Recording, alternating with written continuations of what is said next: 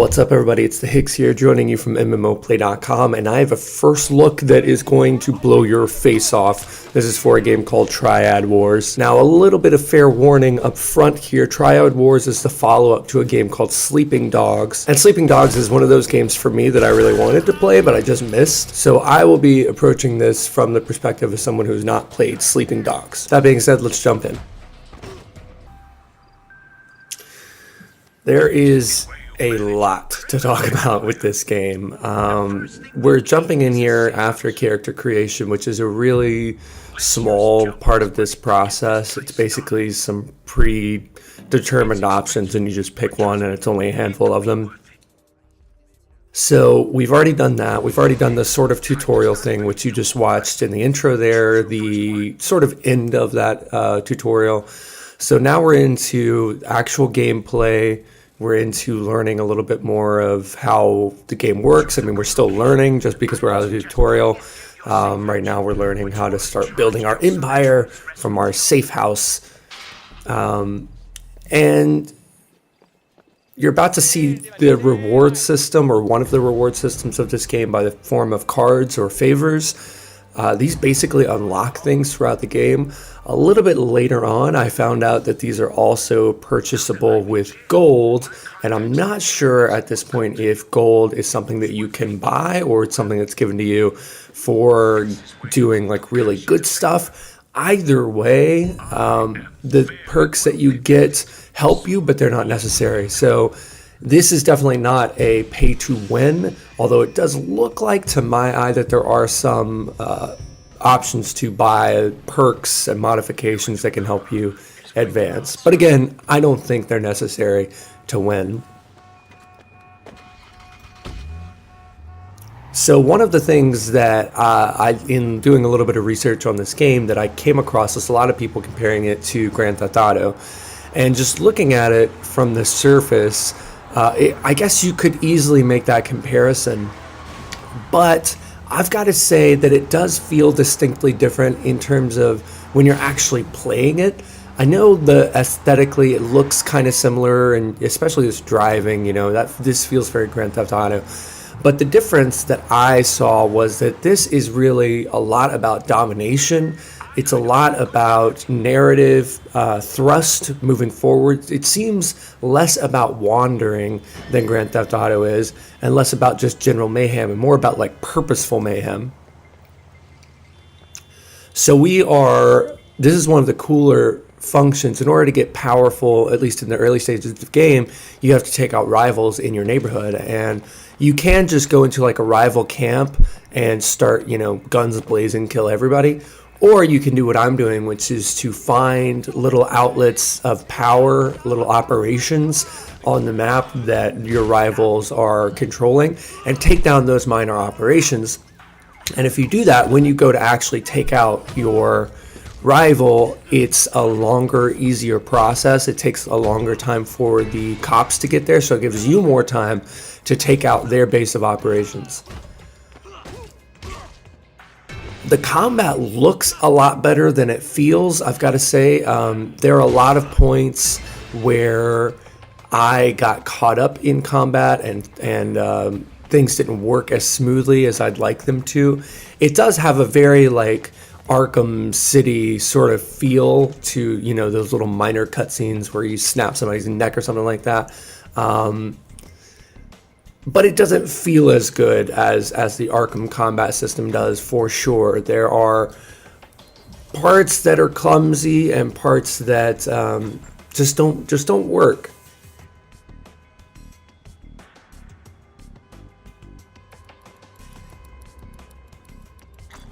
I do like this, that there are these sort of minor things that pop up, and like there's a dial thing that I kept screwing up. That you just little itty bitty like tiny mini games within the game. I appreciate that a lot in games, especially games of this size, where it'd be really easy to just design it all to be one note. This game seems to be staying away from that. So I went down and took out their other operation, giving me the maximum amount of time. This is the base of operation on the rival that I've targeted, and I'm just entering. And basically, when you go in to attack a rival's base of operations, they have a few areas of interest, whatever their industry is. For this guy and the gang that he's in, I set up a counterfeiting industry, but you have three primary options.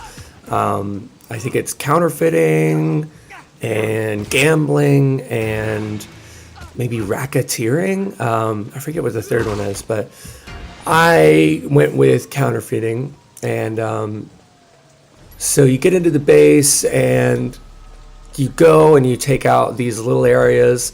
They're the blue dinging things on the mini map there.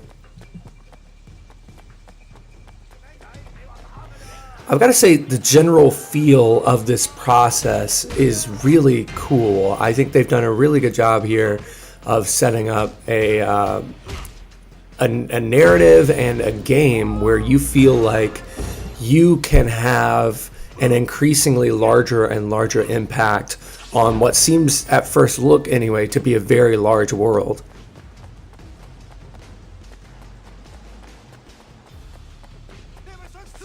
One of the things, for instance, that I didn't like about Grand Theft Auto 5 was that it felt like as you got more powerful, to me anyway, it didn't feel like you actually left a mark on the city itself, because it was just so massive. And like when you got in your car and just started driving around, and this is in story mode, not in multiplayer mode, it didn't feel like you had really impacted the landscape that much. You had your little compound, you know, depending on what character you were, whether it was the $1 million house or the trailer park, whatever.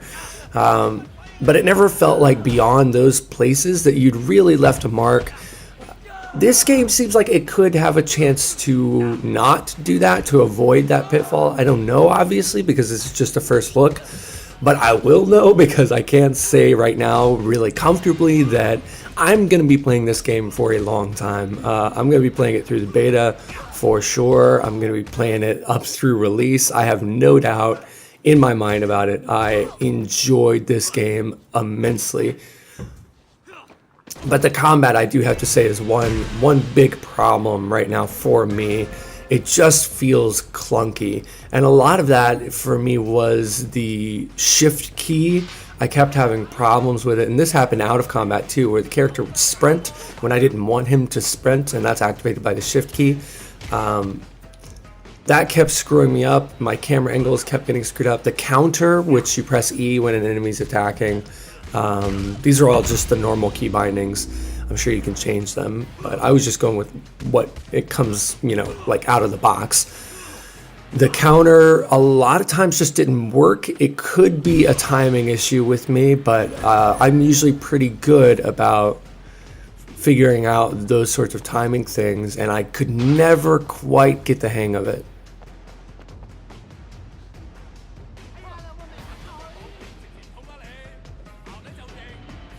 That being said, even though the combat functions a little oddly for my taste, it still looks really good and feels good. You know, when you land a power kick or a power punch, it feels good, which is what you want it to feel like.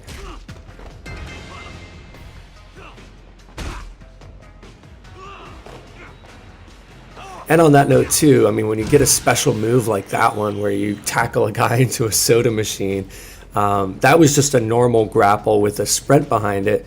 And I thought, wouldn't it be cool if I could do that? And then I could do it, meaning slam him into the soda machine. So this is where I remember that I have a meat cleaver that I haven't been using this entire raid.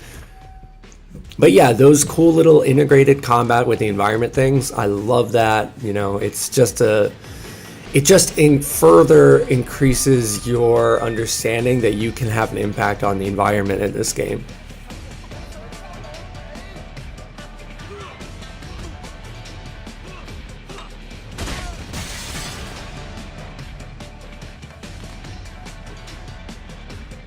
Here's another circumstance where the shift key is also used to go over objects.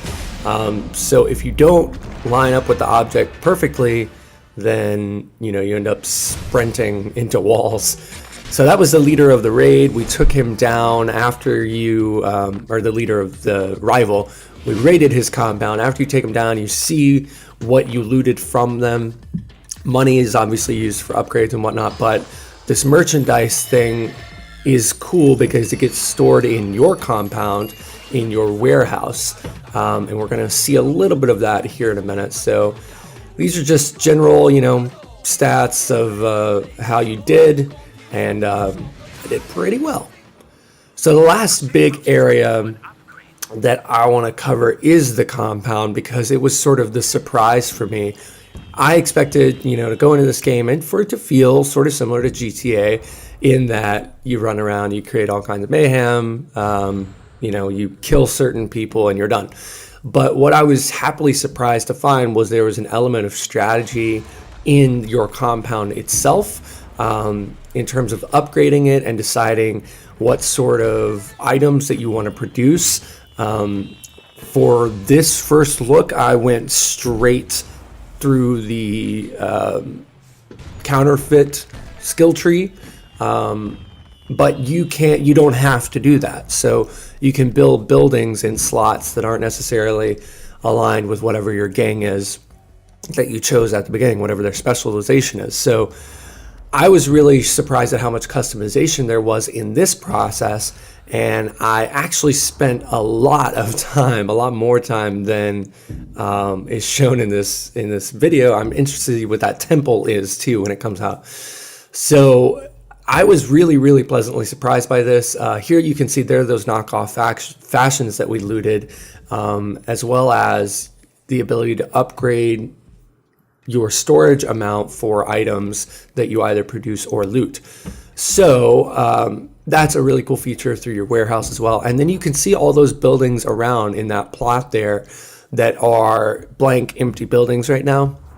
That really excites me, that I've got all these little things that I'm going to be able to tweak and play with and come back to and really create a profitable empire, which is generating a lot of revenue.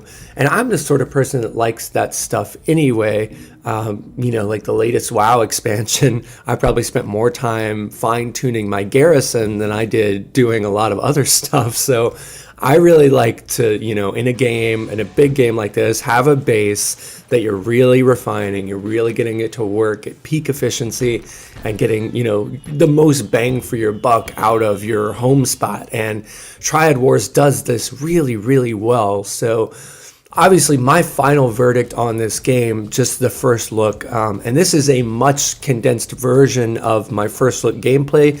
Usually in a first look, I'm spending, maybe 30, 45 minutes in the game and then cutting the footage down for a first look from that. I spent easily an hour and a half on this game, and I had to force myself to stop playing it and stop recording footage for the purposes of actually producing a video. That is a really rare thing for me. The last time that's happened for me was H1Z1, an equally awesome game that I'm still playing. Triad Wars, even for me without having played Sleeping Dogs, is so much fun. I can tell you, as soon as this video is done, I'm going back and I'm playing it for the rest of the day. So I highly recommend it. This beta is mind-blowingly fun.